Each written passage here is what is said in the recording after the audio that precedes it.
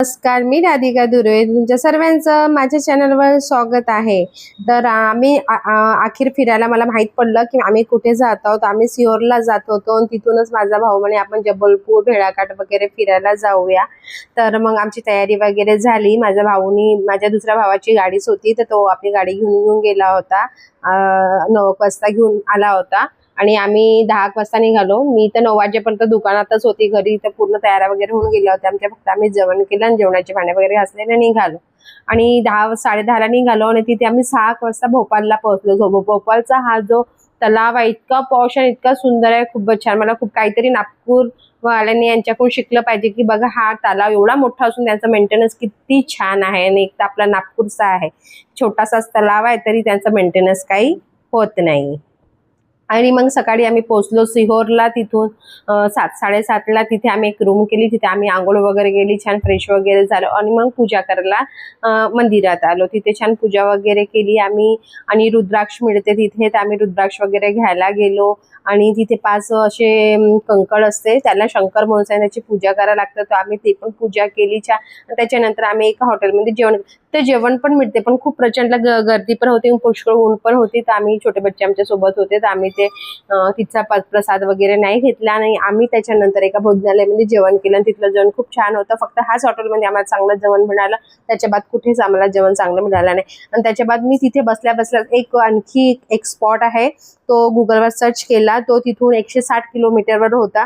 तर तिथल्या हॉटेलवाल्याने आम्हाला सांगितलं की इथून एक शॉर्टकट पण आहे, जिथून तुम्हाला 20-15 किलोमीटर थोडा कमी होईल. तर माझा भाऊ म्हणे चल आपण जाऊन पाहूया तिथे पण. मग मी त्याला दाखवलं पहिले स्पॉट वगैरे असं असं आहे म्हटलं.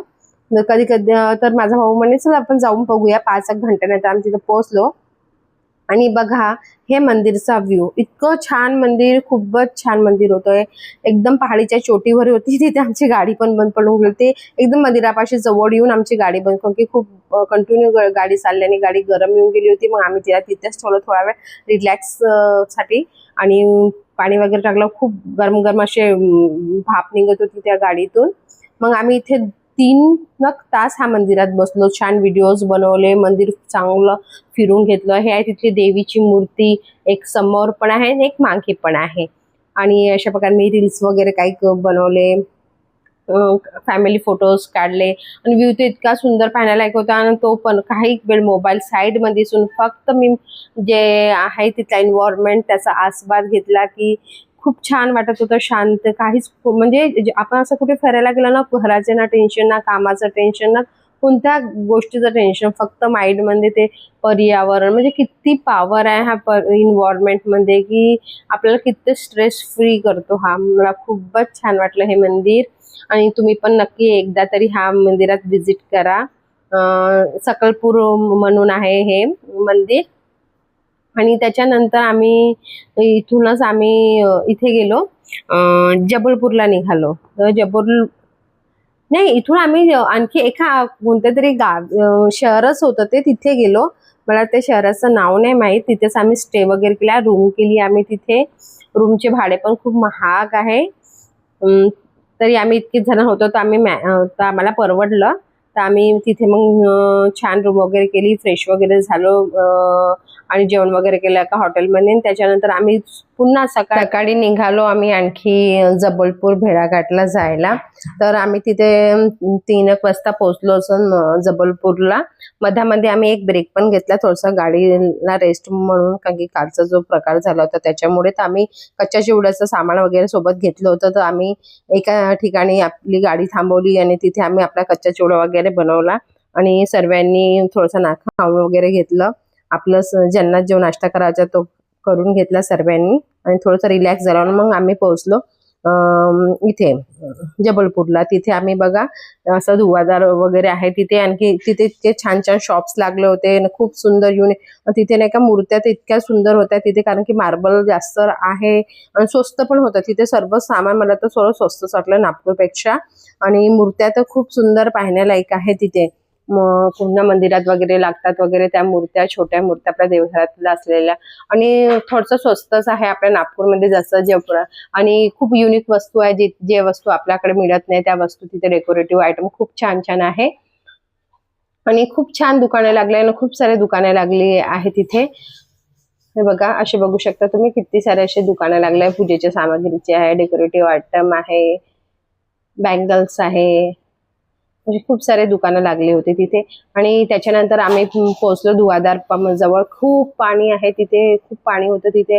आताच उन्हाळ्यामध्ये एवढं पाणी आहे, तर पावसाळ्यात खूप पाणी राहत असेल बहुतेक तिथे. आणि मी फर्स्ट टाइमच इथे गेली होती. छान थंड पाण्यात आम्ही आंघोळ केली. आम्ही कपडे पण सोबत नाही नेले होते, तरी आम्ही ज्या कपडा होता त्याच कपड्याने आम्ही पाण्यामध्ये गेलो. आणि सांगते ना, अर्ध्या तासात आमचे पूर्ण कपडे वाळून पण गेले. कोणीच कपडे सोबत नाही नेले, सर्व कपडे गाडीमध्येच होते. आणि आम्ही तिथून गाडी जिथे पार्क केली तिथून हे थोडस लांबच होतं, की आम्ही दुबारा म्हणजे आणखी तिथं जाऊ शकत नव्हते. तो पण होते, कोणी जबरदस्त जाणार होत नाही. तरी मग आम्ही सर्वांनी आंघोळ केली, बढिया मस्त पाण्यात मजा केली. 1-2 तास आम्ही पाण्यातच राहिलो. आणि त्याच्यानंतर आम्ही गेलो, बोटिंग करायला गेलो. तिथे तर खूप छान व्ह्यू होता, खूप सुंदर व्ह्यू होता. इथे खूप सारे पिक्चरची शूटिंग वगैरे झाली आहे. आणि खूप शांत, पक्ष्यांचा इतका सुंदर आवाज, पाण्याचा इतका सुंदर आवाज, म्हणजे काहीच, फक्त इथे पाण्यांचा आणि पक्ष्यांचाच खूप आवाज येत होता. खूप छान व्ह्यू होता हा हा पण स्पॉट होतं. आम्ही हे सर्व बघून वगैरे झाल्यानंतर छान बढियापैकी त्याने आम्हाला आणखी समोर खूप नेलं होतं. काही म्हणजे त्यांनी सामान सांगितलं की तुम्ही आम्हाला आणखी पर व्यक्ती ₹50 जास्त द्या, आम्ही तुम्हाला आणखी तिकडे पर्यंत समोर नेतो. तर आम्ही त्यांना सर्वजण एग्री झाले आणि त्यांनी आम्हाला खूप म्हणजे 1 तास त्यांनी आम्हाला पूर्ण टोटली फिरवलं. आणि खूप छान होतं. आणि त्याच्यानंतर आम्ही घरी यासाठी निघालो. आणि जबलपूरला आम्ही सपोज आम्ही 6-7 वाजता निघालो. थोडासा ब्रेक घेतला, जेवण वगैरे केलं आम्ही एका ढाब्यावरती. आणि त्याच्यानंतर आम्ही 2:45 वाजता नागपूरला पोहोचलो. तर अशा प्रकारे आमची ट्रीप होती. तुम्हाला माझा व्हिडिओ कसा वाटला हे नक्कीच मला सांगा.